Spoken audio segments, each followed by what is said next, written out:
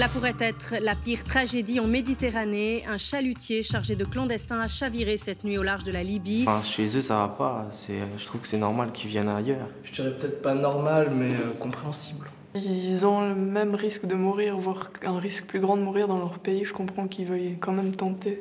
Après ce qu'ils ont vécu, ils peuvent risquer leur vie, franchement. Enfin, ils l'ont risqué avant, ils auraient pu la perdre.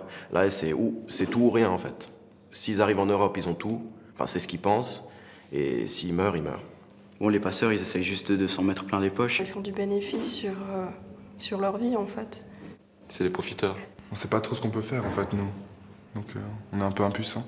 On regarde sans regarder ce qui se passe, mais on est concerné parce que peut-être ils vont venir chez nous. Il faut se répartir entre tous les pays, qui est plus ou moins le même nombre d'immigrés, mais c'est difficile parce qu'il n'y a pas tous les pays qui sont d'accord, qui ont le même avis.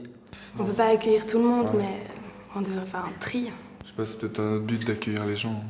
On est quand même beaucoup en Suisse, donc...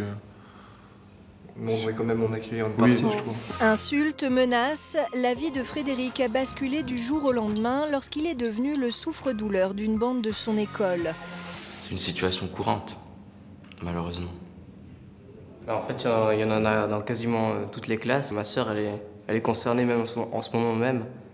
Elle est au cycle et puis en fait, elle n'a quasiment pas d'amis parce qu'elle est dyslexique. Il y a toujours cet effet de groupe qui est un peu à rejeter, à renier ceux qui sont différents, on va dire. Souvent, ceux qui sont harcelés, ils le disent pas, alors personne ne sait qu'ils sont harcelés. Les enfants, ils n'ont pas forcément envie d'aller parler au médiateur parce qu'ils ont soit honte ou peur.